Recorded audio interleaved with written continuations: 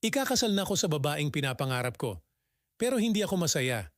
Gulong-gulo na talaga ako.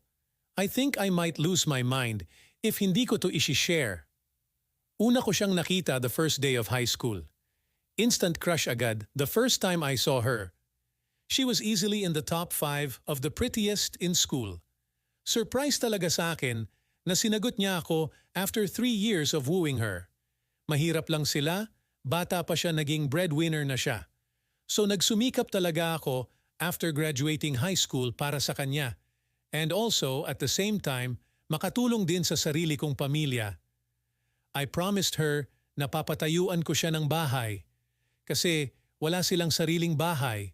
Nakakuha ako ng scholarship sa ibang province and after graduating nakapag-abroad na agad. Usually yung contract ko is 9 months tapos makakauwi for 3 months. Siya naman, she worked sales at our local bank.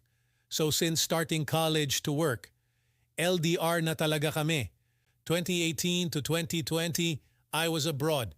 Nag-offer ako bigyan siya ng pera to help pay for her mom's personal debts just to put her and her siblings through school, but she refused.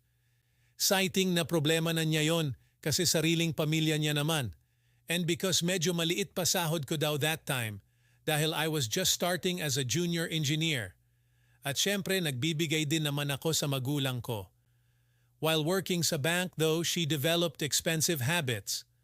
Always eating out, clothes, bags, groceries, credit card bills. Kinda like Lily Aldrin in How I Met Your Mother. When she gets stressed out, nagsaswipe siya. Pero hindi ko to alam 2021, I got promoted to operations engineer. Kaya medyo lumaki sahod ko. Kaya pinaalam niya na medyo malaki na pala yung credit card bills niya. Around 6 figures. Okay lang din sa akin. Considering tinutulungan niya pa mag-aral mga kapatid niya and mama niya.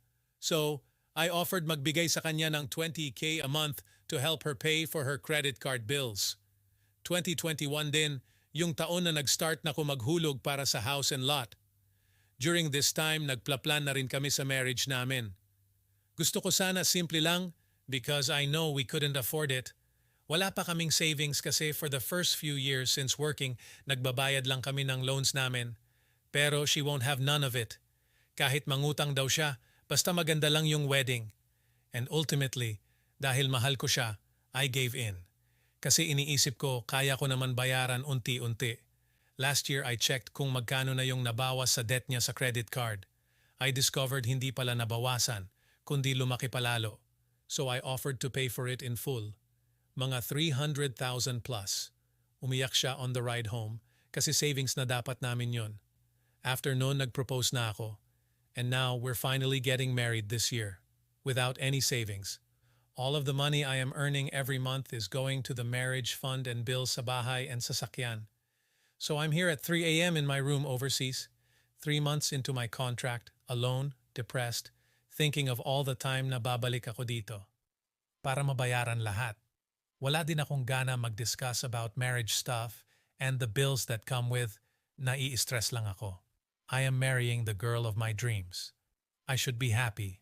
Kasalanan ko rin siguro for not communicating my feelings well.